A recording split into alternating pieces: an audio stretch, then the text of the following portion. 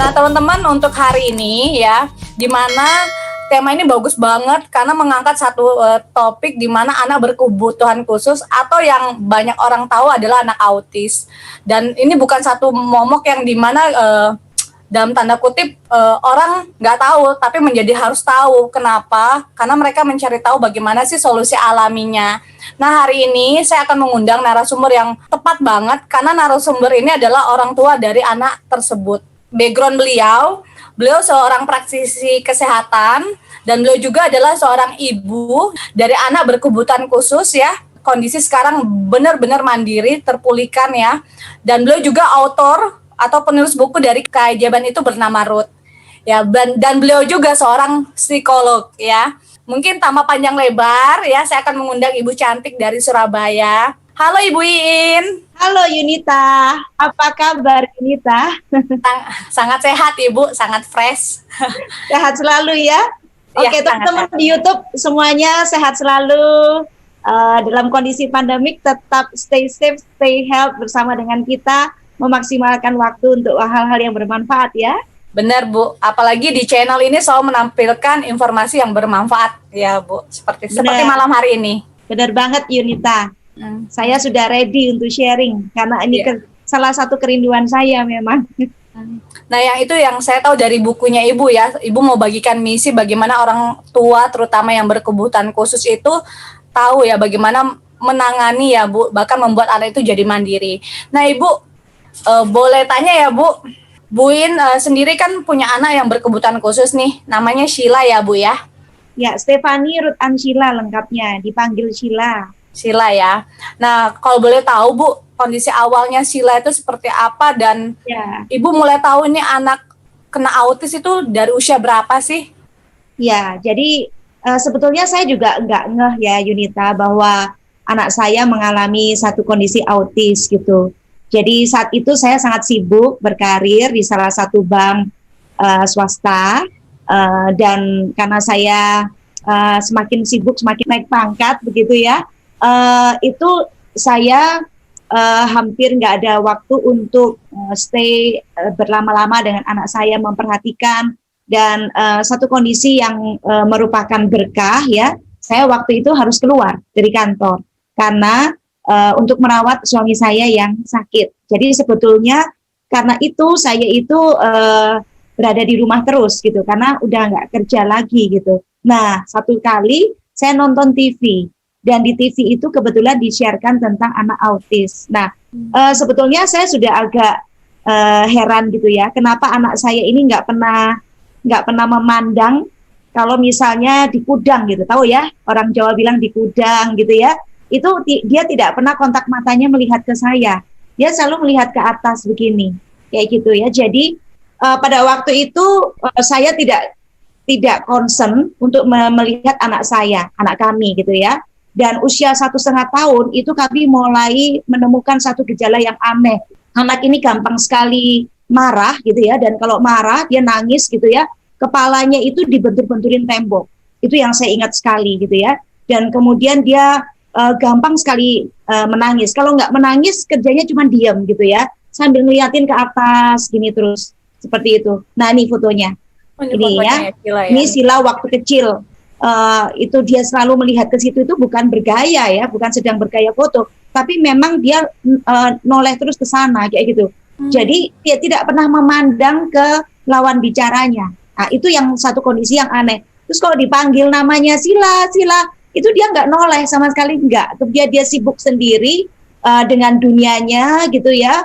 Kemudian dia juga kalau misalnya ada lonceng di rumah itu berbunyi, itu dia bisa nangis histeris. Saya tuh sampai kebingungan, ada apa anak ini kok nangis begini gitu loh. Nah, jadi akhirnya kemudian di TV waktu itu dikeluarkan 6 gejala anak autis gitu. Dan saya kaget gitu, kok ternyata anak saya ada semua gitu loh. Ya, termasuk dia punya perilaku ritual ya. Jadi dia punya kemelekatan dengan benda-benda tertentu. Dia suka banget dengan kertas gitu. Jadi kalau dia dikasih kado, dia nggak pusing sama kadonya. Nah itu lihat ya, itu kan di situ ada kadonya itu Winnie the Pooh tuh. Nah, itu nggak dianggap sama dia gitu loh, nggak diperhatikan. tapi dia ngambil kertas-kertas di dalamnya. Nah, kertas-kertas ini yang dibuat main terus gitu loh. Nah, kadang gitu dia suka bawa kemana-mana tuh kantong kresek kosongan gitu. Dan itu dibawa sampai tidur loh. Sampai tidur tuh kantong-kantong itu dibawa, kertas-kertas itu dibawa, kayak gitu-gitu. Tapi hadiahnya sendiri digeletakin gitu. Terus dia nggak mau dipeluk. Jadi kalau dipeluk itu nangis, dipeluk opanya nangis terus gitu. Jadi sampai ya keluarga itu sempat bingung gitu loh. Anak ini kenapa ya gitu? Kok bisanya cuma senyum-senyum sendiri, kalau nggak senyum nangis gitu loh. Terus juga dia nggak bisa panas, Yun. Kalau dia kan susah nelen ya. Jadi kalau dia waktu kecil itu makan itu nggak bisa disuapin begini. Jadi dia harus ditekan hidungnya, ditengadahkan kepalanya, ditekan hidungnya supaya makanan itu masuk ke dalam gitu. Jadi untuk proses makannya dia itu lama dan panjang sekali, nggak selesai seperti itu. Dan ya kalau minum susunya dia oke gitu. Jadi dia panas nggak bisa, anget nggak bisa gitu. Jadi dia kayak peka, indranya tuh peka. Terus suka cium-cium apa-apa gitu, dicium kayak gitu ya. Jadi semua indranya itu kayak peka, dan kalau dia dikasih oleh-oleh mantel berbulu gitu, bisa teriak-teriak dia itu. Dan kalau dia komunikasi sama kita, dia kan nggak tahu ya caranya gimana berkomunikasi, berinteraksi gitu ya. Jadi pada waktu kecil itu dia kalau minta sesuatu dia narik tangan saya gitu, ditarik gitu. Nah jadi saya nih suruh bingung gitu loh, ini minta apa gitu loh. Jadi saya harus cari-cari gitu, ini apa ya kira-kira yang diminta ya. Terus saya tunjukin, ini Bu. Terus dia gini gitu, terus ya ternyata yang diminta itu selai. Jadi ya begitu gejala-gejalanya itu muncul di 1,5 tahun usia waktu itu. Berarti Ibu udah tahu dari 1,5 tahun itu ya Bu ini ya? Perasaan naluri ibu itu tidak bisa dibohongin gitu. Ya. Dan informasi dari TV listnya 6 list itu semua ada di Sheila kan Bu? Benar. Ya. Benar. Itu yang membuat Ibu confirm berarti anak ini memang anak berkebutuhan. Dan Ibu ada bawa ke dokter juga nggak untuk ngecek dia, memastikan lagi? Oh ada Yun. Jadi saya bawa keliling ke dokter, ke beberapa dokter terus terang kayak gitu ya. Dan macam-macam pendapatnya tuh. Saya bawa ke dokter spesialis anak ya. Nah dokter spesialisnya tuh cuma ngomong gini, Bu sabar aja, namanya juga anak berbeda-beda. Kan belum ngomong Yun. Sampai 2 tahun tuh belum bisa ngomong bisa gitu ngomong, loh. Ya. Benar gitu. Jadi katanya kan tiap anak itu pertumbuhannya beda-beda. Kakaknya udah bisa, nanti adiknya punya waktu tersendiri. Saya pikir masuk akal juga ya. Gitu. Tapi saya itu ada sesuatu di sini. Di hati saya tuh kayak ngomong, ini anak pasti ada sesuatu deh gitu. Kan zaman itu ya, zaman tahun 98 itu kan Sheila lahirnya 97 ya. Tahun 98, 99 itu autis itu belum terkenal seperti sekarang. Jadi boleh dibilang tuh jarang banget gitu. Jadi ya saya nggak kepikir sampai anak saya itu autis gitu. Kemudian tuh setelah nggak bisa ngomong gitu ya, kemudian juga dia muncul perilaku yang aneh-aneh, ritual gitu ya. Kalau mau naik tangga itu dia tekan-tekan tangganya tuh dengan tangan gini. Terus kemudian dia suka, kalau di tempat umum itu dia suka tiba-tiba itu lari, terus dia kayak cuci tangan, kayak terkeran itu kayak ada cuci tangan, padahal nggak ada apa-apa, iya gitu. Jadi ya mohon maaf ya, itu orang lain mungkin lihat anak saya itu insane gitu, agak gila gitu, agak aneh gitu ya. Iya, tiba-tiba nanti putar-putar di bawah tuh, nangis-nangis putar-putar, badannya dijatuhin di mall kayak gitu. Saya hati ini harus malu, tapi ya nggak boleh malu kan, kayak gitu loh. Nah jadi kemudian saya bawa ke dokter, beberapa dokter, akhirnya saya juga ke psikiater gitu. Nah itu ada beberapa psikiater yang mengatakan bahwa ini autis gitu. Terus dikasih obat dokter gitu. Nah kemudian saya cek ya obat dokternya itu sebetulnya apa, karena kan saya mulai cari literatur. Buku-buku autis waktu itu belum banyak. Jadi saya carinya di perpustakaan. Di perpustakaan saya baca jurnal, karena buku belum ada waktu itu. Jadi saya baca jurnal-jurnal dari Amerika, Eropa, saya baca, dan di situ saya temukan bahwa autis itu dikatakan tidak bisa disembuhkan. Satu kondisi yang menetap, gangguan perkembangan otak, gangguan perkembangan syaraf yang menyebabkan si penderita ini tidak mampu berkomunikasi dan berinteraksi sosial dengan orang lain. Nah, jadi itu gangguan itu sifatnya menetap kayak gitu. Nah, kok dikasih obat gitu, obat ini untuk apa? Ternyata yaitu obat untuk menenangkan gitu, karena maksudnya itu kalau dia hiper nggak bisa kan diterapi kan, nggak bisa dididik kan gitu, jadi untuk supaya tenang dikasih obat penenang kayak begitu. Nah saya takut gitu, jadi kemudian saya ketemu dengan seorang psikiater ya, namanya Kak Kresno ya, Dokter Kresno Mulyadi, kami panggilnya Kak Kresno. Nah, di situ itu saya mulai tenang perasaan saya karena memang dinyatakan anak kami autis, tetapi cara Dokter Kresno ini menyampaikan kepada kami itu tidak menakut-nakuti sama sekali. Bahkan dikatakan bahwa bisa sembuh kok dalam tanda kutip. Jadi dalam arti sembuhnya anak autis itu dia mampu masuk ke mainstream orang normal. Jadi mampu menyesuaikan diri dengan masyarakat normal. Jadi bukan sesuatu yang sangat menakutkan kayak begitu. Jadi saya agak tenang, hatinya tuh agak tenang gitu ya, bahwa oh ya sudah, berarti mungkin anak saya ini masih ada masa depan ya. Walaupun anak saya itu belum diapa-apain waktu itu, cuman hati saya tuh sudah memutuskan ya udah saya mau terima anak ini gitu. Awalnya tuh ya kaget ya, bahkan shock gitu. Saya tuh kaget sekali loh, ini kok terima anak seperti ini harus diapain, saya nggak ngerti gitu kan. Walaupun pendidikan saya psikolog gitu ya, tapi saya nggak belajar tentang autisme infantil. Jadi autisme pada masa kanak-kanak itu nggak belajar waktu saya sekolah. Saya cuma belajar waktu sekolah itu autis pada penyakit schizofren, dan itu memang dia hidup dalam dunianya sendiri, itu menakutkan kayak gitu. Nah awalnya saya kira sama, ternyata enggak, beda. Autisme pada anak-anak itu berbeda, merupakan gangguan perkembangan kayak gitu. Jadi ya udah, saya kemudian mengikuti arahannya Kak Kresno untuk melakukan intervensi dini. Nah, jadi sebetulnya kalau mau dilihat ya, pertolongan terhadap Sheila di waktu kecil ini sudah dari Tuhan. Karena kalau bayangin Yunita, kalau saya tetap kerja berkarir di bank dengan kondisi naik pangkat terus, semakin sibuk kan, kalau naik pangkat kan di kerjaan begitu kan, pulangnya makin malam, saya mana ada waktu untuk ngeliatin anak-anak. Pagi mereka masih tidur, saya sudah berangkat. Malam saya pulang jam 9, mereka sudah tidur.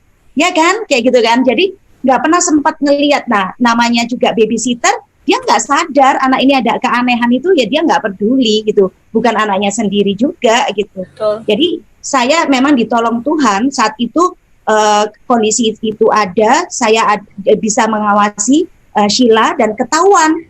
Nah, jadi saya bisa melakukan intervensi ini, betul gitu. Nah, ya. Yunita mau tanya nih Bu, dalam proses Ibu terapi Sheila nih, ya kan pasti fasenya kan usia 1,5 tahun sampai dia akhirnya bisa sekolah. Boleh tahu nggak Bu, kok kondisi Sheila ini sendiri waktu di lingkungan sosial, di lingkungan sekolah? Sheila ini sekolah kan ya. Bu?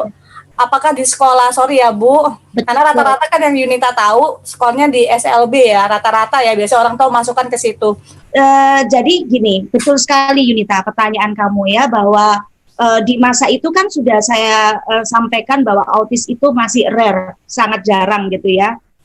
Jadi di mata mereka itu, kalau sudah ada anak yang seperti ini, maksudnya para guru itu tidak sanggup mengatasi kayak gitu. Jadi akhirnya saya diarahkan ke sekolah luar biasa. Karena waktu itu belum ada sekolah khusus untuk autis. Seperti zaman sekarang ini kan sudah mulai banyak ya. Nah waktu itu belum ada gitu. Jadi saya juga kaget ya, loh kok sekolah luar biasa.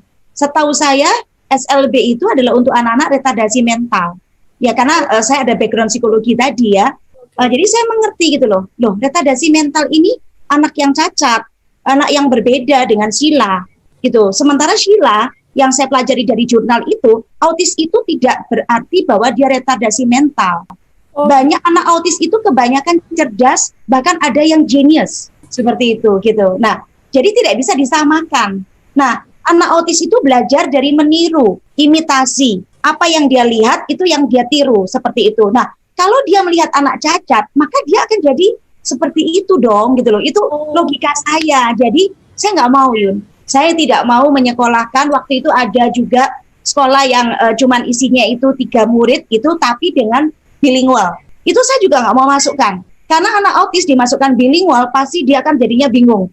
Karena dia mengimitasi, dia bingung. Bahasa yang mana yang dipakai. Sebentar ganti Inggris, sebentar ganti Indonesia.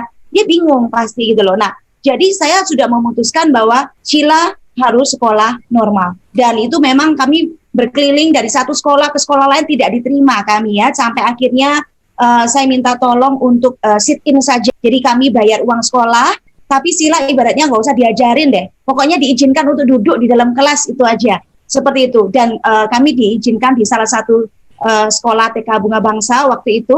Dan kemudian sila juga dikasih masa percobaan waktu di SD Santa Clara. Dia harus masa percobaan 6 bulan gitu. Kalau misalnya nilainya dia bisa mengikuti, ya lanjut. Kalau tidak bisa, dia harus keluar karena ada banyak protes dari para orang tua. Sudah kondisinya tuh kayak gitu. Jadi ya saya berpacu dengan waktu. Selesai terapinya sila waktu itu menggunakan terapi LOFAS ya, LOFAS terapi, jadi Applied Behavior Analysis. Nah itu sampai dengan usia sekitar 5 tahun kayak gitu. Nah setelah itu sudah terapi itu harus dari saya sendiri yang melanjutkan, bersama dengan sekolahnya sila. Nah itu satu masa yang tidak mudah bagi saya dan Sheila. Tentunya. Sangat tidak mudah pasti Bu In. Saya dengarnya udah gini, wow, udah hati saya ini bergejolak loh Bu In. Kemarin gini, Ibu udah ditolak sana sini ya si Shilanya ya Bu ya, karena konteks katanya kan kekurangan kan. Terus akhirnya dapat satu kesempatan, itu pun juga ada targetingnya gitu dong, 6 bulan. Kalau masa ini percobaan gak lulus, Ibu juga harus cari lagi dong ya. Belum lagi kondisi di lingkungan itu sendiri kan melihat Sheila ini kan beda Bu. Nah Ibu sendiri bagaimana melewati fase itu dan bagaimana proses ngajarin sila semua itu, boleh sharing nggak Bu? Sebetulnya sorry Yun, saya dari awal sejak saya menerima ini anak ya, jadi ada satu momentum gitu yang membuat saya akhirnya menerima ini anak. Jadi pertama kan saya reject ya, nolak gitu karena shock ya. Tapi itu nggak lama untungnya. Setelah dari Kak Kresno itu, kemudian saya betul-betul bisa menerima. Sejak itu saya nggak pernah ada pikiran anak ini kelainan. Dan saya tidak pernah berpikiran bahwa nanti kalau dia nggak lulus masa percobaan di SD gimana ya. Jujur nggak pernah ada. Nggak pernah ada di pikiran itu. Yang saya pikirkan adalah pasti bisa lulus, pasti bisa lanjut, pasti bisa nanti sekolah SMP, SMA, dan seterusnya seperti itu. Jadi saya tiap malam itu membisikin di telinganya terus. Gitu bahwa Sheila, kamu anak normal, kamu anak sehat, kamu anak luar biasa, kamu pasti berprestasi. Nah dulu dia kalau kecil tuh suka dibeliin baju kayak Barbie itu ya, boneka Barbie itu, seneng banget gitu. Nah jadi saya tuh ngomong secara nggak sengaja gitu ya, saya ngomong gitu, Sheila nanti jadi putri ya, jadi putri kamu nanti gitu. Yang ngomong aja, pokoknya semua yang bagus-bagus, yang indah-indah tuh saya bisikin di telinganya, kayak gitu. Pada waktu dia tidur. Kayak gitu. Jadi jujur saya tidak ada satupun perasaan atau pikiran bahwa ini anak harus disekolahkan khusus gitu, enggak gitu. Jadi saya selalu menganggap sila ini normal dari awal. Ibu udah memperlakukan udah normal, makanya Ibu juga sangat excited dalam bagaimana melakukan ritual-ritual juga yang positif ke Sheila itu sendiri ya Bu ya. Jadi ibunya sendiri yang udah benar gitu ya Bu ya, sikapnya Ibu gitu. Ya, jadi saya memang sudah putuskan untuk memberlakukan Sheila itu tidak ada beda dengan kakaknya. Jadi kami tetap menanamkan kedisiplinan. Menurut saya pribadi sebagai orang tua anak autis itu diperlukan itu yang namanya tough love, cinta yang tegas seperti itu. Karena kalau cinta yang memanjakan, anak ini semakin gak jadi apa-apa. Tapi kalau cinta yang tegas ya, ketegasan itu diperlukan karena kita mencintai dia. Yang perlu kita pikirkan adalah nanti besarnya dia. Karena yang namanya orang tua kita nggak bisa menggaransi bisa mendampingin anak ini sampai umur berapa, kita juga nggak tahu kan gitu loh. Kalau suatu saat misalnya kita dipanggil Tuhan duluan, nah silanya ini harus bisa mandiri. Nah itu yang sudah ada di pikiran kami, jadi kami menerapkan disiplin. Jadi pada saat terapi itu kami jujur melakukannya itu dengan sangat religiously. 8 jam sehari kayak orang kerja Yun, kemudian 40 jam seminggu. Itu rutin terapi terus. Ya kadang-kadang kami sampai saling berurai air mata. Saya tahu Sheila kelelahan kayak gitu ya. Maksudnya harus ngomong ini, diulang lagi, nanti kalau nggak diulang lupa lagi. Ya itu kan buat dia kan proses yang menantang, tidak mudah gitu loh. Karena kan kognisinya dia nggak jalan kan, kayak gitu. Tapi kami ngajarin terus. Misalnya ngomong satu kata, merah gitu ya. Itu ngomong itu 2 minggu loh, Yun. Barusan dia bisa ngomong dan hafal. Awalnya itu dia mewah gitu terus bolak-balik seperti itu. Nah, banyak orang yang orang tua anak autis itu melindungi. Saya bisa mengerti perasaan para orang tua autis. Tujuannya melindungi, memprotek ini anak karena ini anak kan berbeda gitu, nggak sama dengan anak umumnya. Tetapi kebablasan. Jadi dalam istilah anak autis itu ada namanya shadow, ya, artinya itu bayangan. Jadi artinya orang yang paling dekat dengan dia yang bisa dipercaya oleh anak ini. Nah, saya terus terang tidak memperlakukan prinsip shadow ini ke Sila. Pada waktu dia masuk sekolah pertama, sudah langsung saya tinggal. Jadi dia memasuki satu lingkungan baru, itu langsung saya tinggal. Tinggal itu bukan berarti saya pergi. Saya duduk di luar, dari jauh saya mengawasi, seperti itu. Tapi nggak berlaku sebagai shadow. Kalau bayangan itu duduk di dekatnya, begitu. Nah, sampai anak ini merasa nyaman, seperti itu. Nah, saya cuma berpikir aja, mau sampai umur berapa anak ini harus di-shadowin terus? Dampingin, bener. Nggak mungkin gitu loh. Jadi saya sudah menerapkan cara pendidikan seperti orang normal, kayak begitu. Kalau yang saya lihat ya, banyak orang tua anak autis juga memperlakukan, mohon maaf, homeschooling, gitu. Nggak ada salah dengan homeschooling, oke-oke aja. Tapi ya itu, akhirnya nanti pada suatu saat anak ini harus terjun ke masyarakat, terjun ke orang normal. Kalau tidak dibiasakan dari sejak dini, dia kaget gitu loh. Nah, kaget itu nanti dia bisa perilakunya macam-macam, karena anak autis ini kan pada prinsipnya nggak bisa ngontrol emosi gitu ya. Nah, kalau dia emosi aja tanpa sebab, nggak bisa kontrol kayak begitu. Nah, kan nggak mungkin kalau kayak begitu di masyarakat dibiarin. Kan kalau misalnya kerja gitu, terus sama bosnya marah-marah itu, ya kan dikeluarin pasti kan, gitu kan. Nah, itu yang saya pikirkan. Jadi saya tidak mau menerapkan homeschooling ke Sila. Saya tetap memasukkan dia ke sekolah normal dengan satu resiko, ya dia dibully. Dia dapat bully-bulian banyak. Makanya dia suka sembunyi di perpustakaan. Kalau cari Sila, dijemput gitu, nggak ada Sila di lingkungan sekolah. Itu kita harus masuk ke perpustakaan, dia lagi baca buku di bawah meja. Gitu. Nah, itu menurut dia dunianya. Dia baca buku itu buku pewayangan, tau nggak? Selalu baca buku itu gitu. Jadi mungkin disitulah dia merasa nyaman. Dan juga kamar mandi. Kamar mandi itu tempatnya dia berlindung, seperti itu. WC itu, kayak gitu. Jadi dia memang mendapatkan bully-bulian ini dari kecil kayak gitu. Tapi ya mau nggak mau, saya hanya bisa memilih. Kalau nggak kecil dapat, besarnya juga dapat. Benar nggak gitu loh. Jadi saya lebih memilih, ya udahlah dari kecil kamu saya latih Sila, kita berdua bersama-sama menghadapi ini gitu. Pernah dia dibully pas saya ada di belakangnya, yang bully itu saya sudah gemes aja itu sama anak cowok itu membuli anakku. Tapi ya akhirnya saya nggak ngapa-ngapain karena Silanya akhirnya oke aja. Sila menurut saya walaupun kecil dia kuat ya, dia kuat dari kecil.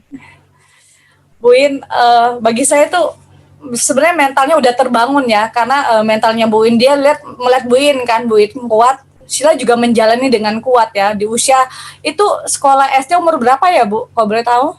SD itu dia dibully, tapi dia masih antara ngerti dan nggak ngerti gitu ya. Kemudian SMP, nah itu SMP itu mulai lah ya. Jadi ini ada fotonya kalau nggak salah ya. Boleh nggak Bu, waktu di sekolahnya Sila? Ya, kami menemukan bakatnya. Jadi bakatnya itu ternyata di fashion. Jadi anak autis itu pasti ada satu bakat tertentu, biasanya di bidang seni ya. Kalau nggak gambar, nyanyi, main piano, nulis, kayak gitu. Nah, Sila ini kebetulan di fashion, gitu. Nah, dia ini adalah piala juara 1 yang pertama kali dia dapat. Wow. Tapi Yunita bisa lihat ya, dari wajahnya, ya, dari senyumnya, masih kayak takut-takut gitu kan, gitu kan. Jadi, dia sebetulnya juga nggak terlalu pede saat itu. Cuman kalau dia itu di panggung, dia jadi orang berbeda. Begitu turun panggung, dia balik Sila lagi. Ya ini dia agak nggak pede gitu. Nah, sampai pada waktu itu SMP. Nah, SMP itu dia betul-betul dijauhi sama teman-temannya karena dia mengaku sebagai anak autis. Untuk pertama kalinya dia ngaku pada saat itu, pada saat kampanye OSIS. Kampanye OSIS kan harusnya ngomong tentang menjual diri kan. Ya, tapi dia mungkin bingung ya, apa yang mau saya jual? Ya udah saya ngomong aja bahwa saya anak autis gitu. Nah, sejak itu dia dijauhi semua teman-temannya, bahkan kakaknya sendiri menjauhi. Jadi Sila tuh ngalami proses itu. Tapi dia jalanin aja. Dia tetap sekolah seperti itu, ya kan? Sampai akhirnya dia punya 5 sahabat pertama. Nah, dia punya satu sahabat pertama, terus akhirnya jadi 5 orang, itu kelompoknya yang sampai sekarang dia bersahabat dengan temennya ini, kayak gitu. Oke, ini kan berarti fase si Sheila udah masuk di SMP ya Bu ya. Nah, kalau boleh tahu dalam segi pelajaran nih Bu, belajar apapun ya Bu, ya nulis atau matematika atau apapun ya Bu, mereka biasanya tantangan banget. Kenapa ya Bu kalau boleh tahu? Dan Sheila sendiri waktu sekolah belajar itu gimana Bu dengan perihal pelajaran? Ya, terus terang sangat menantang Yunita, apalagi pelajaran matematika. Jadi anak autis itu lemah di kognisi, di pemahaman. Mata pelajaran matematika ini ya dapatnya 2, 20, 40. Kalau bisa dapat 60 tuh udah senang banget kayak gitu. Itu ya cukup lama ya prosesnya gitu. Jadi walaupun terapinya yang low fast terapi ini adalah semacam menjembatani untuk dari Sheila yang punya dunianya sendiri supaya dia bisa nyambung dengan dunia luarnya. Itu fungsi terapi. Nah, karena cepat ya terapinya diadakan, jadi akhirnya Sheila bisa masuk ke sekolah umum kan gitu. Tetapi tetap saja gitu untuk pelajaran-pelajaran tertentu yang sifatnya pemahaman itu ya dia berjuang gitu. Makanya pada waktu SMA dia nggak mau betul-betulan ngotot nggak mau masuk ke Sinlui sekolah kakaknya. Dia merasa nggak sanggup gitu loh ya, dan dia masuk di SMK sekolah menengah khusus dan dia milih jurusan masak kayak gitu. Jadi yang sifatnya banyak praktek kayak begitu gitu. Nah, tetapi saya bersyukur banget. Jadi pada waktu itu saya dikenalkan dengan seorang dokter. Ini dokter dari Thailand ya. Dan saya berkesempatan datang terus ke seminar-seminarnya. Dan saya sempat tanya jawab pribadi juga ke dokter-dokter ini. Dan mereka memang punya penelitian secara khusus dengan anak autis. Dan saya bersyukur banget saya ketemu ini, Alpha Meta. Nah, Alpha Meta ini nutrisi, jadi dia bukan obat. Saya sukanya itu. Kalau obat saya sudah pasti nggak mau kasih itu, karena takutnya nanti malah ketergantungan gitu ya. Gitu. Jadi saya mau pakai yang alami aja. Seperti judul hari ini kan solusi alami ya, Yunita ya. Jadi ini alami banget karena ini dari kulit ari beras merah. Memang beras merah spesial dari Thailand, kayak gitu. Dan itu dia sifatnya adalah sebagai makanan pokok sel. Jadi saya boleh ditunjukkan gambar yang tentang alpha meta ya. Nah, ini yang paling penting. Jadi di situ ada namanya polisakarat peptide. Polisakarat itu menghasilkan energi dan peptide itu menghasilkan enzim gitu. Dan energi dan enzim ini sangat diperlukan untuk sel itu bisa berfungsi maksimal. Nah, coba Yunita perhatikan gambar yang di kanan itu. Itu sel itu dikelilingi oleh membran sel, kulit sel ya, kulit permukaan sel itu ada pori-porinya. Nah, pori-porinya ini sangat kecil, ukurannya mikromolekul gitu. Nah, kalau polisakarat peptide yang umum, yang besar itu yang hijau-hijau itu. Nah, ini dalam bentuk alfa PSP, alfa polisakarat peptide itu yang kuning. Yang kuning-kuning itu bisa langsung masuk ke pori-pori sel tersebut sehingga memberi makan inti sel. Nah, ini yang menjadi makanan super buat sel. Nah, saya kasih sedikit teknis ya. Jadi otak manusia itu adalah satu organ yang paling kecil. Dia beratnya cuma sekitar 1,4 kilogram saja. Tetapi dia mengambil darah dan oksigen itu sekitar 15-20%. Jadi cukup besar ya.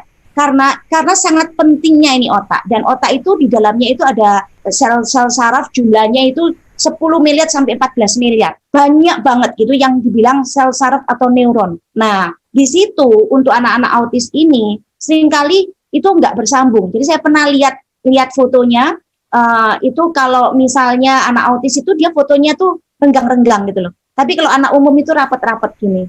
Nah, gitu.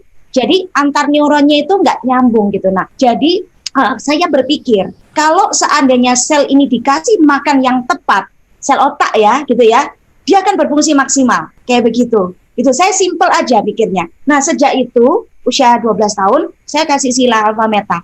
Tapi kan Sheila kan susah nelan, ya, bahkan sampai sekarang aja dia kalau nelan kapsul itu agak lama gitu loh. Ya, susah nelan ya, dan makanya saya kasih 2 kali, pagi sama malam, seperti itu. Nah, kemudian tahun 2014, saya ketemu juga dengan dokter dari Amerika Latin, dan di situ saya juga interview pribadi, ya, tanya secara pribadi, dan saya dikenalkan alat yang namanya alpha spin ini, gitu. Nah, alpha spin ini dia bisa membentuk medan kuantum. Ini hebatnya alpha spin itu, dia sebetulnya tugasnya adalah mengharmonisasi frekuensi dalam tubuh kita. Jadi dalam tubuh kita itu ada kayak semacam gardu listriknya, dia itu memancarkan listrik. Nah, ada frekuensinya gitu loh. Nah, frekuensi itu harus balance dengan frekuensinya alam semesta. Tetapi karena kan kita hidup ini dalam zaman radiasi, betul nggak? Ada banyak handphone, wifi, komputer, dan lain sebagainya. Teknologinya makin canggih-canggih. Nanti 5G keluar, makin canggih lagi, makin keras lagi radiasinya. Seperti itu. Nah, ini sebetulnya gunanya untuk mengharmonisasi itu. Dan tugasnya adalah merestruktur cairan apapun menjadi mikromolekul. Nah, akhirnya saya menempatkan itu 4 posisi seperti Anda lihat di gambar ini. Itu akan terjadi satu frekuensi yang balance seperti di desa Bama. Nah, jadi dia seperti ini. Ya, cuman kita nggak bisa lihat dengan mata telanjang. Jadi hanya anak-anak indigo yang bisa melihat ini.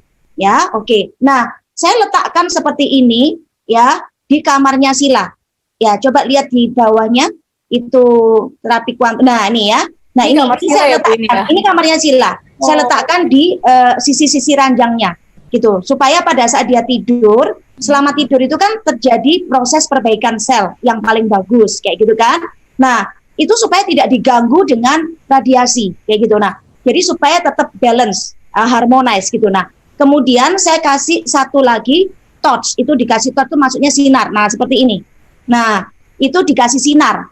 Dan itu saya taruh di belakangnya kepalanya Sila selalu. Ini Sila tidur gitu ya di situ. Nah, di bawah bantalnya juga ada satu lagi seperti itu. Jadi memang saya memutuskan untuk investasi jangka panjang. Ini cuma sekali aja beli cukup karena ini tidak habis, tidak ada kadaluarsa selama nggak pecah ya. Jadi cukup investasi sekali saja. Nah, itu saya berpikir bahwa saya sudah akan melakukan investasi demi masa depannya Sila. Karena saya masih melihat Sila ini masih belum mantap gitu loh untuk dilepas ke masyarakat. Oh ya, yang gambar tadi itu yang itu air galonan aqua, itu kami minum sepanjang hari air itu. Jadi air itu dikasih di atasnya dikasih alpha spin torch semalaman. Kami kasih semalaman. Jadi supaya dia berubah menjadi living water, air heksagonal gitu. Jadi Sila minum selalu dari air alpha spin kayak begitu. Nah, saya kasih, tapi saya juga secara mindset saya itu saya percaya gitu loh. Saya percaya Tuhan akan tolong lewat, kalau Tuhan memang mau tolong lewat alat-alat ini, pasti akan terjadi seperti itu gitu. Jadi teman melihat bahwa masa depannya Sila itu pasti lebih bagus, pasti dia akan lebih mantap. Nah, satu kali itu kan 2014 ya. 2014 saya belikan itu kuantum itu dan terjadi miracle. Nah, iya terjadi miracle. Tahun 2000 sekitar hampir 2014 akhir, Sila kan pakai guru ya, guru les khusus matematika.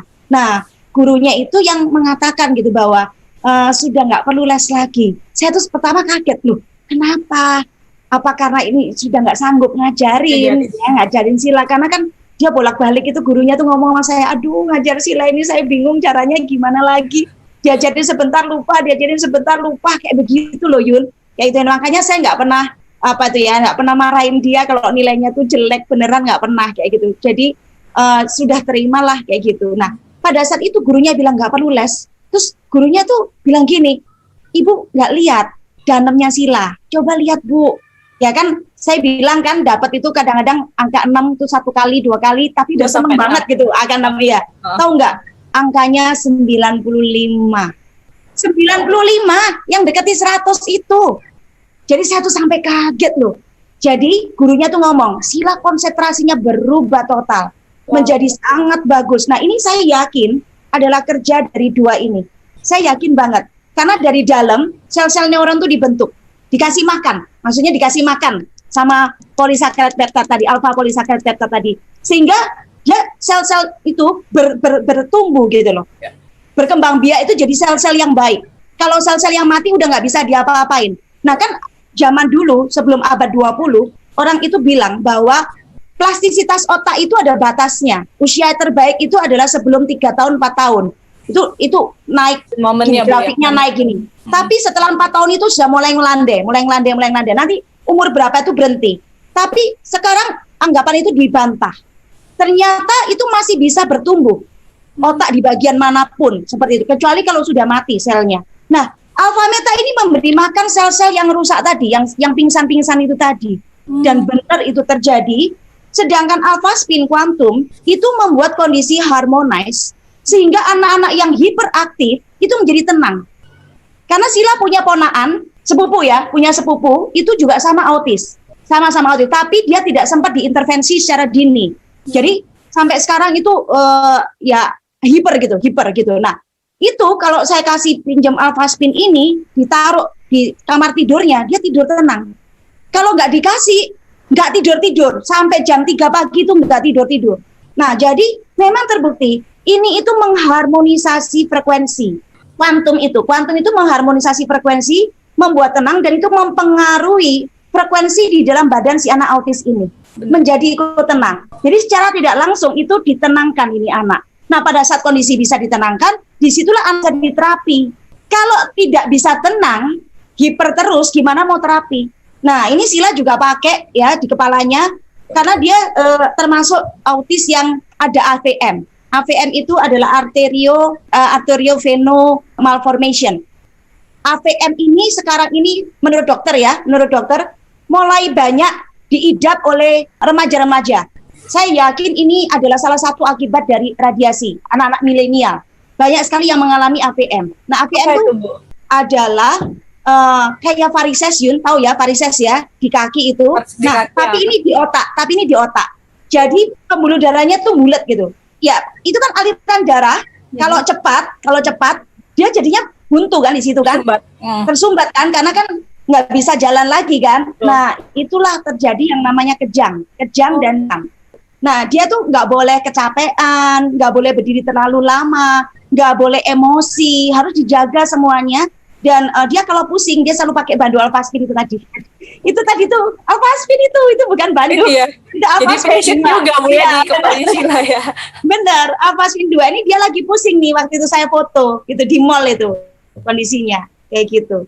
Ya, itu akibatnya akhirnya saya merasa lega ya, Yunita ya, bahwa kami berdua, saya dan suami saya mengambil keputusan itu tepat gitu. Memang harganya waktu itu buat kami itu lumayan gitu ya. Tetapi saya berpikir gini loh, untuk masa depan anak kamu masa mau tawar-tawaran sih, gitu loh. Masa terus orang tua itu nyerah, ya udah nggak ada duit, ya mau gimana lagi? Kan nggak mungkin. Namanya orang tua itu pasti berjuang semaksimal mungkin. Nggak ada uang dicari-cariin kan, kayak begitu gitu loh. Nah, itu akhirnya kami investasi ya, 1 set itu ya, alfaspin 2 set kami belinya. Nah, itu akhirnya kami benar-benar syukuri, itu menjadi satu keputusan yang menurut saya adalah keputusan yang terbaik. Ya, karena sekarang masa itu udah lewat, Yun. Ya. Sila sekarang sudah usia 23 tahun. Jadi kenal media ini dari usia 12 tahunan ya, Bu ya? Dari tadi ya. Pertama alfa meta dulu, terus kemudian alfaspin itu tahun 2014. 2014 tadi Ibu bilang ya. Iya, dan saya nggak mau pakai coba-coba loh. Saya udah langsung saya putuskan beli, saya serahkan semuanya pada Tuhan bahwa ini Tuhan bekerjalah lewat alat ini, saya percaya anak saya pasti akan pulih total, akan bisa maksimal seperti itu. Jadi sudah mindset saya tuh udah membayangkan dia itu benar-benar jadi orang gitu loh, ngerti ya? Jadi orang itu seperti apa. Nah, ini coba dilihat prestasi Sila berikutnya.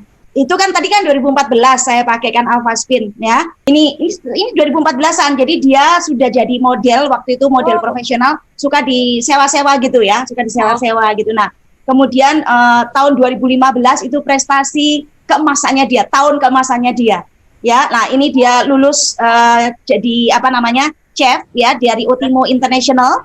Dia lulus dengan satu penghargaan khusus ya waktu itu ya, dia dapat penghargaan khusus kayak gitu. Nah, ini dia jadi koki itu dia disempet di India waktu itu. Nah, terus kemudian ini prestasinya dia sejak tahun 2015 sampai 2018. Jadi kamu lihat ya, perhatikan ya Yun ya.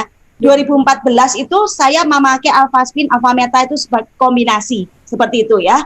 2015 itu mulai terjadi satu persatu miracle ini. Bukan secara itu saja. pada saat dia naik nilainya, dia berprestasi macam-macam, kan pasti PD-nya kan naik kan gitu loh. Bener. Tapi sebetulnya sebelum ini dia itu ikut satu kegiatan komunitas kami yang namanya Value Your Life Bootcamp. Ini kegiatan juga membantu secara mindset dan mental gitu loh. Perkembangan mentalnya Benar gitu. Karena anak ini betul-betul dapat banget PD-nya, dapat banget dia mencintai dirinya. Orang kan harus mencintai dirinya. Tadinya tuh mungkin dia ya sempat jengkel ya, aku kenapa kok dibully terus, aku kenapa kok dianggap berbeda. Mungkin ada lah ya perasaan seperti itu, cuman dia nggak ngomong aja gitu. Nah, sejak ikut bootcamp itu, dia benar-benar totally mencintai dirinya. Dia memaafkan orang tuanya, papanya dia maafin, kayak gitu. Kemudian sejak itu mulailah terjadi satu demi satu miracle 2015 sampai 2018 yang foto tadi itu.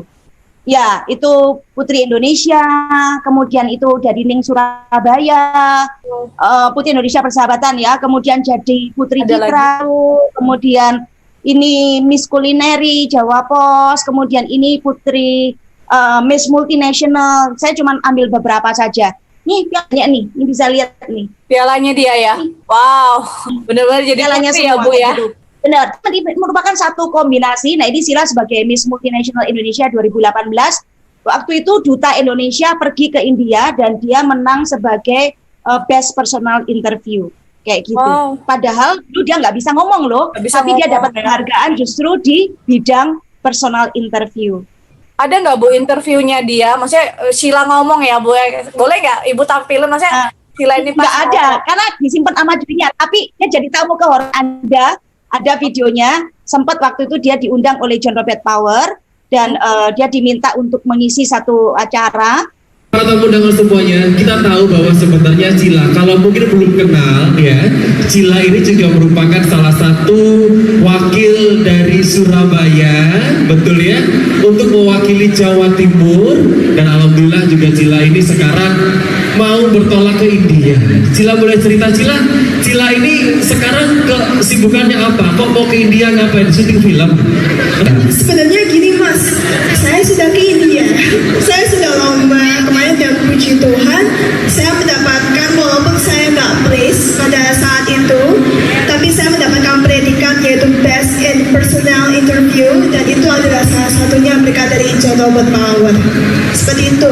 Jadi selama saya bertolak ke India itu bulan Januari kemarin, selama 2 minggu saya bersaing dengan 28 negara untuk mendapatkan mahkota Miss Multinational. Tepuk tangan dulu boleh dong buat Cila. Lalu? Dan kemudian selama 2 minggu saya karantina dan kemudian banyak babak yang saya lewati dan jujur saya merasa bahwa ini bukan kesempatan saya. Saya percaya diri akan kemampuan berbicara saya, bagaimana saya mempengaruhi orang dan saya tunjukkan itu dan berkat dari John Robert Power saya bisa tunjukkan hal itu. My brand is how I attract people dengan begitu tepat dan benar sehingga mendapatkan predikat Best Personal Interview dari 28 negara. Tepuk tangan lagi boleh dong buat Cila kalau begitu ya. Para tamu undangan, saya mau bongkar satu rahasia dari Cila. Karena Cila juga merupakan teman saya dan jujur saya takjub sama Cila. Gak usah bongkar ya.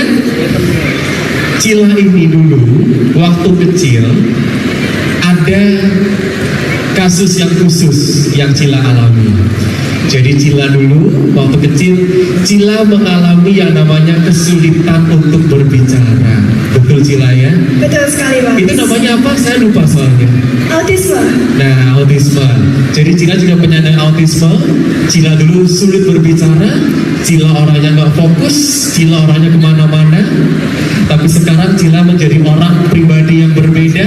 Tentu saja itu juga merupakan suatu hal yang sangat mungkin kalau kita semuanya yakin dan juga percaya. Betul sekali. Ya. Wow. Jadi seperti itu yang kami alami ya. Jadi istilahnya saya dan suami sudah melewati masa-masa penuh tantangan. Merawat anak autis itu tidak seperti membalik tangan, tapi bisa sangat menyakitkan kadang-kadang ya, sama-sama sakit ya. Seperti roller coaster kami berulang-ulang naik turun seperti itu, bahkan kadang-kadang terjadi penurunan seperti itu ya. Dan kami melewatinya. Sekarang Sila sudah menjadi seorang wanita, ya, sudah menjelang dewasa, kayak gitu. Dan kami berbangga karena dia sudah bisa cari uang sendiri. Wow. Ini Sila sudah menjadi wanita yang normal, yang bisa hidup di masyarakat umum sesuai dengan tatanan masyarakat yang ada, gitu ya. Jadi bisa berguna lah untuk masyarakat. Dan dia bekerja sebagai professional model, sebagai community manager di Web Novel Indonesia, dan juga dia masih sempat ikut kuliah di Universitas Terbuka Ilmu Komunikasi. Semua ini dia lakukan, saya nggak nyuruh Yun, benar-benar nggak nyuruh, tapi dia mengajukan sendiri, dia berkomitmen sendiri, dan tidak ada satu peser pun uang yang saya berikan kepada dia. Jadi dia sudah bisa menghidupi dirinya itu sudah sejak lama. Sejak dia di Otimo itu dia sudah mulai bisa menabung uang gitu, dan sekarang dia juga sudah berpenghasilan sendiri, nggak pernah minta apapun sama kami. Bahkan beberapa kali saya dan suami ditraktir ditraktir sama Sila gitu, sampai kami ini apa ya, terharu banget. Dulu anak yang dibilang autis, yang kita nggak tahu ya masa depannya seperti apa. Tadi saya cuma membayangkan aja.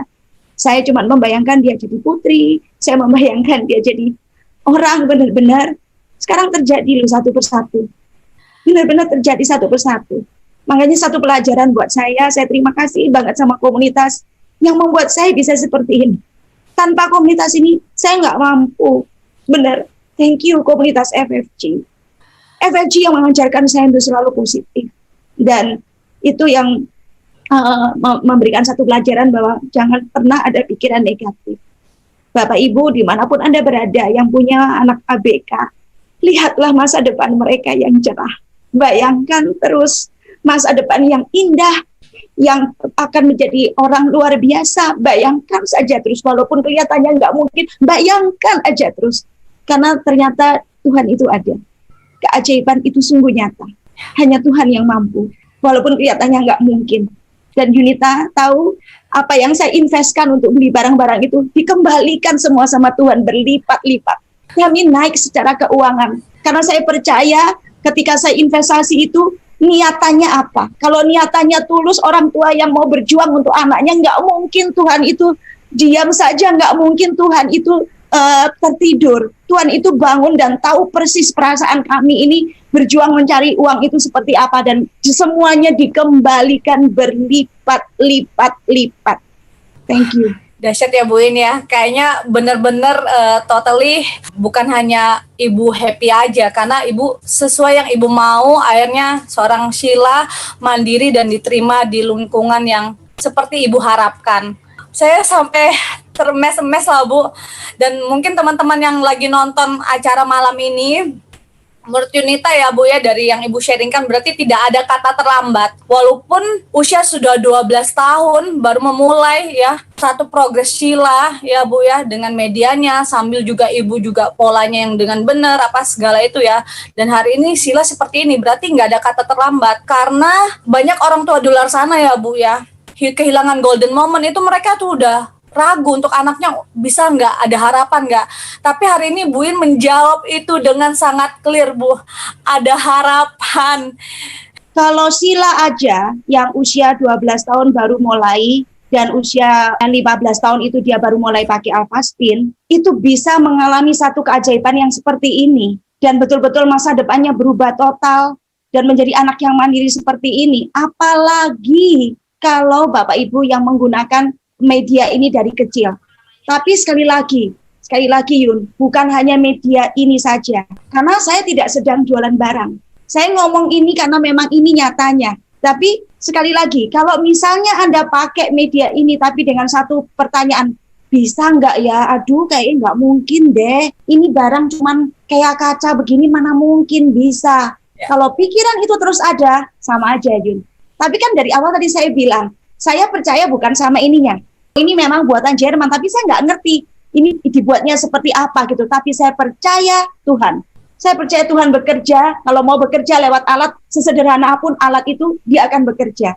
Seperti itu gitu. Jadi termasuk saya percaya pada saat membeli ini, kondisi uang berapapun, saya tetap beli. Saya bilang, saya mau membeli masa depan anak saya. Dan itu memang terjadi. Sekarang masa depan anak kami betul-betul luar biasa. Kayak gitu. Jadi kalau misalnya teman-teman semuanya sudah bisa melakukan ini pada saat anak-anak masih kecil, wah itu pasti berbahagia banget. Bisa Tapi lebih cepat ya Bu ya. Ya, harus ikuti dengan rasa percaya itu tadi, kayak gitu.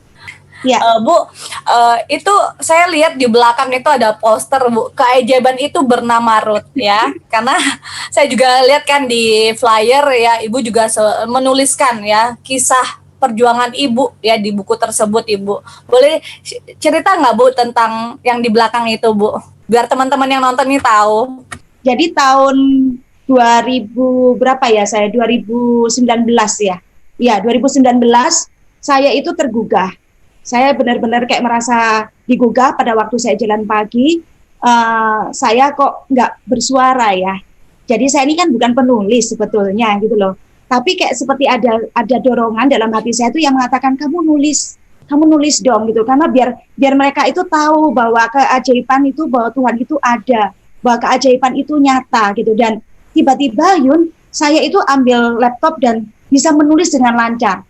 Jadi buku itu saya tulis dalam waktu efektif 3 bulan. Itu hampir nggak mungkin loh Yun. Jadi seperti kayak ya memang ada bantuan dari Tuhan banget gitu ya. Pada saat membuat tulisan itu seluruh hati saya tuangkan di situ. Bener. Ya saya cuman mau tergerak gini Yun. Di belahan dunia manapun, di mana ada anak-anak tersembunyi, anak-anak autis, ataupun ASD, ataupun anak-anak yang mendapatkan anugerah apapun dari Tuhan, kelainan apapun, kekhususan apapun, supaya mereka keluar dari tempat persembunyiannya. Lewat cerita Sila ini, supaya mereka menemukan harapannya, bahwa mereka adalah ciptaan terindah dari Tuhan. Dan bagi para orang tuanya, supaya para orang tua ini tidak malu, tidak menyembunyikan mereka, tidak membuang mereka, tapi justru menerima mereka dan membuka jalan masa depan yang indah untuk mereka. Karena kalau Yunita tahu ya, banyak orang-orang besar itu yang dulunya bukan siapa-siapa. Thomas Alva Edison itu juga anak autis. Benar.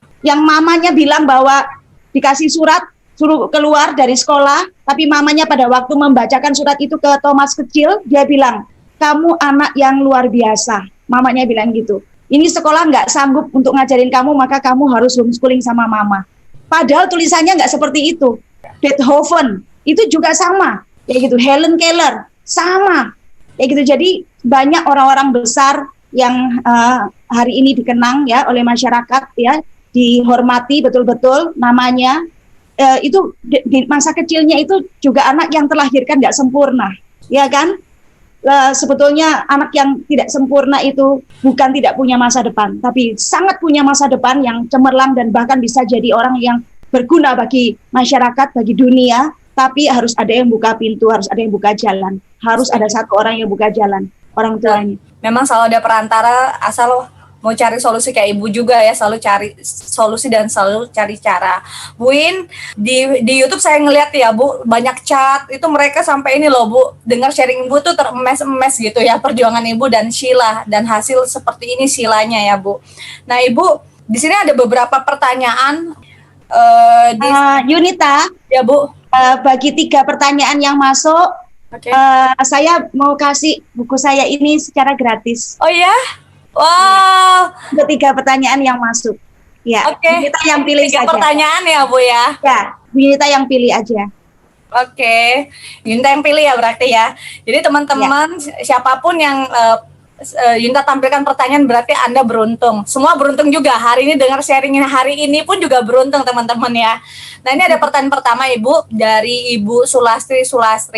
Ibu, bagaimana jika ABK sudah 15 tahun, apakah alpha meta dan alpha spin itu bisa sangat membantu? Ya, oke. Jadi alpha meta dan alpha spin ini bukan obat, bukan juga suplemen, tapi ini adalah makanan utama dari sel. Jadi sekarang pertanyaan saya, apakah anak Ibu 15 tahun itu juga terdiri dari sel? Sama kan? Jadi kalau itu terdiri dari sel, maka sel-sel itu harus ada yang diperbaiki. Bahkan kalau ibu sehat, ya, ibu sehat, punya anak juga sehat, apakah perlu untuk konsumsi alpha meta ini? Apakah perlu untuk memakai kuantum di rumahnya? Sekarang tergantung mindsetnya ibu. Ini bukan obat sekali lagi. Jadi, saya tidak memberikan ini obat untuk autis, bukan.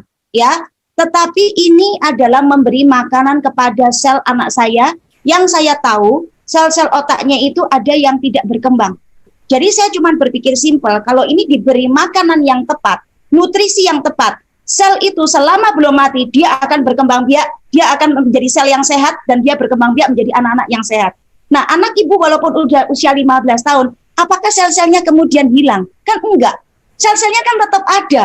Jadi sel-selnya itu juga tetap harus diperbaiki. Karena fungsi sel itu ada 4. Mendetoks diri dari racun, memperbaiki diri, meremajakan diri, dan memproteksi diri. Apalagi sekarang zaman pandemik. Dalam pandemi kita harus memproteksi diri. Nah, sekarang anak ibu autis atau enggak autis, apakah perlu diproteksi? Perlu. Jadi jawaban saya, ini perlu untuk semua anak, untuk segala usia, mau usia berapapun, silakan alfa meta. Nah, alfaspin ini sudah bukan satu pertanyaan lagi. Kenapa? Karena zamannya sekarang adalah zaman radiasi. Radiasi itu adalah silent killer. Ya, kita tidak bisa memilih tempat yang mana bebas radiasi, tidak ada toh. Kalau tempat bebas rokok ada, tapi tempat bebas radiasi tidak ada loh. Jadi di mana-mana tuh selalu ada radiasi. Nah, satu-satunya jalan supaya tidak merusak sel, supaya kita nanti tidak ujung-ujungnya kena kanker, supaya anak autis ini nggak makin parah autisnya, satu-satunya jalan adalah alfaspin. Itu yang pandangan yang saya pakai. Oke, thank you. Diri ya, Bu. Boleh silakan satu buku untuk Bu Sulastri. Oh, congratulations ya. Oke, ini yang pertama dan yang kedua Ibu, ini dari Umang Lauje. Bagaimana penanganan kalau si anak belum bisa bicara? Kan banyak sekarang speech delay ya Bu ya. Nah, bagaimana Bu penanganan dengan media, mungkin media dari kita atau ada solusi lain dari Ibu? Ya, oke. Jadi mesti paham dulu bagaimana proses bicara itu terjadi. Itu ada hubungannya dengan otak. Memberi perintah kepada pusat bicara. Jadi di otak itu ada namanya pusat bicara, pusat komunikasi ya, pusat emosi gitu ya. Ada pusat motorik kayak begitu, macam-macam seperti itu. Jadi, nah disitulah terjadi kalau dia nggak bisa bicara, itu berarti ada sesuatu yang trouble. Jadi otomatis penggunaan media alfa meta, alfaspin ini akan membantu. Sekarang tinggal percepatannya saja yang tergantung dari kerusakannya. Karena kita tidak pernah tahu kerusakan tiap orang itu berbeda. Autisnya tuh banyak macam. ASD, Autistic Spectrum Disorder, itu rentangnya sangat luas. Jadi kita tidak bisa samakan, tidak bisa bandingkan anaknya Bu Iin bisa begini, anak saya kok nggak bisa bandingkan satu sama lain. Seperti itu. Jadi kalau mau Ibu, pakai dan percaya saja. Nah, pasti pada waktunya nanti akan ngomong juga gitu loh. Jadi jangan banding-bandingin lagi, loh itu anak itu kok cepat ngomong, saya kok belum. Enggak bisa seperti itu. Kayak itu. Tetapi apakah berfungsi? Apakah berpengaruh? Sudah pasti berpengaruh. Kayak begitu. Ya, seperti yang Ibu In tadi bilang ya Bu, kalau yang dari 12 tahun aja di treatment kan ini hasilnya seperti ini, apalagi dari awal ya Bu ya, golden momentnya dapat ya. Ya, Sila mengalami terlambat bicara cukup lama. Dia belum punya alfa meta alfaspin waktu itu. Jadi terapi Lovas ini juga membantu dia untuk mengucapkan kata. Karena saya sendiri yang ngajarin. Dia tuh mengucap satu kata aja itu satu kata itu 2 minggu. 2 minggu. Satu kata ya, bayangin 2 minggu gitu. Misalnya ngomong mangga, jeruk itu kadang tukar-tukar dan lain sebagainya. Nah awal tuh dia malah nggak bisa ngomongnya seperti itu. Jadi dia terlambat sekali bicaranya kayak gitu. Cuman ya waktu itu karena nggak ada alat ini ya udah saya berjuang habis-habisan seperti itu. Makanya pada waktu Sila SD itu ngomongnya udah bisa, tetapi tata bahasanya masih kebalik-balik dan masih ada pengulangan, membeo. Anak autis kan suka membeo, ya gitu. Ditanyain dari mana, dia ngomong dari mana, gitu. Jadi ya ditanya mau kemana, jawabnya bukan ke pasar tapi kemana lagi, kayak gitu. Itu sering kayak gitu. Dan ini Bu ada pertanyaan terakhir ya Bu ya dari Pak Medige ya. Nah apakah dari media ini ada efek sampingnya? Dan apakah sangat aman dikonsumsi bersamaan jikalau ada dia treatment yang lain gitu Bu? Oke, jadi kembali ke prinsip dasar ya, karena kita pegang prinsip aja ya. Prinsip dasarnya ini kan bukan obat, ini hanya nutrisi yang terbuat dari beras. Tapi beras bukan diambil dagingnya, melainkan ini diambil dari kulit ari. Jadi bagian antara daging dan kulit luar, itu ada namanya kulit ari. Kenapa diambil kulit arinya? Karena di situ tuh paling banyak alpha polysaccharide peptide gitu. Jadi sekarang kalau kita lihat ya beras, semua orang itu pasti cocok dengan beras. Jarang banget orang itu alergi beras gitu. Jadi istilahnya kalau makan nasi ada efek samping nggak kira-kira? Nggak ada kan? Kayak gitu ya. Nah sama di sini. Karena ini sifatnya nutrisi yang sangat alami, tidak ada efek samping. Ya. Nah yang ada adalah detox. Jadi detox itu adalah masa 3 bulan pertama meminum alpha meta ini 3 kali sehari berturut-turut tidak putus. Jadi 3 kali sehari berturut-turut selama 3 bulan. Itu masa detox. Masa detox itu maksudnya apa? Dia membersihkan darah kita dari racun-racun yang tidak berguna.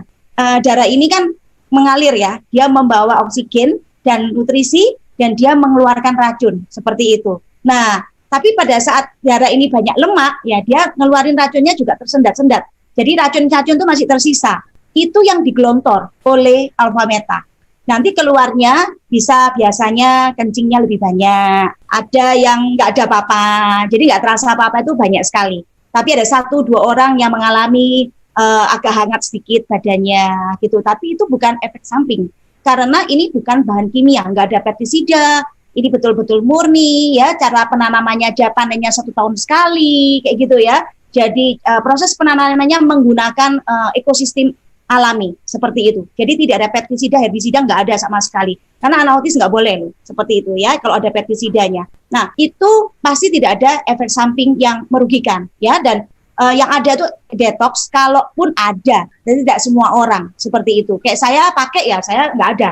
Sila pakai nggak ada, efek detoxnya nggak ada. Kayak gitu. Nah, itu biasanya justru akan membantu anak ini biasanya tidurnya lebih tenang, lebih lelap kayak gitu ya. Kemudian anak ini konsentrasinya akan maju, akan lebih bisa konsen gitu ya. Kemudian bisa lebih fokus seperti itu. Kemudian bicaranya mulai keluar, mulai lancar satu persatu seperti itu. Itu banyak sekali kasus yang terjadi kayak begitu. Saya nggak bisa cerita satu-satu, banyak banget yang mengalami kesaksian itu anak tiba-tiba bisa bicara, bisa nyanyi malahan gitu ya, jadi macam-macam. Jadi jangan khawatir dengan efek samping, nggak ada sama sekali. Berarti Pak Medige udah cukup jelas ya, jadi karena ini alami ya Bu ini ya? Ya, sangat alami. Wow, banyak banget pertanyaannya sih Bu. Jadi buat teman-teman yang nonton hari ini atau orang tua yang nonton hari ini, nanti bisa tanyakan lebih lanjut sama yang bagikan link informasi ini ya.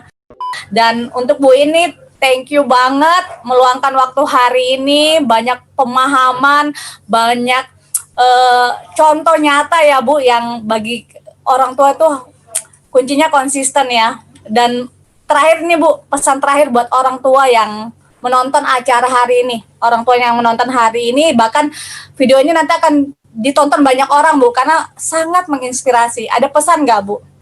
Ya, oke. Pesan saya sederhana, anak adalah God's special gift, pemberian spesial dari Tuhan. Jadi apapun dia, datangnya adalah istimewa, adalah sesuatu yang baik. Dan tugas kita kan bukan pemilik, tapi kita adalah pemelihara, kita adalah pengelola. Jadi yang pemiliknya adalah Tuhan. Jadi tugas kita di sini adalah memelihara dia, menyayangi dia, menyirami dengan kasih sayang yang tulus, sampai apapun yang kita lakukan buat anak ini. Dan kita menyiapkan jalan buat dia, mengantarkan dia ke masa depan yang cemerlang. Dan itu tidak ada yang akan menghalangi kita, karena Tuhan akan bersama dengan kita, orang tua yang punya keyakinan terbaik untuk anak-anaknya, termasuk untuk anak-anak autis ini. Percaya saya, anak autis, anak ASD adalah anak yang luar biasa. Anda akan menemukan satu kelebihan atau bahkan lebih kelebihannya yang luar biasa, pada saatnya itu akan keluar, mencuat, dan bersinar. Thank you. Wow, thank you Bu In. Thank you buat semua yang nonton hari ini. Sehat selalu Bu In. Salam buat Sheila. Terus berkarya dan membagikan hal-hal baik buat dunia. Oke, teman-teman.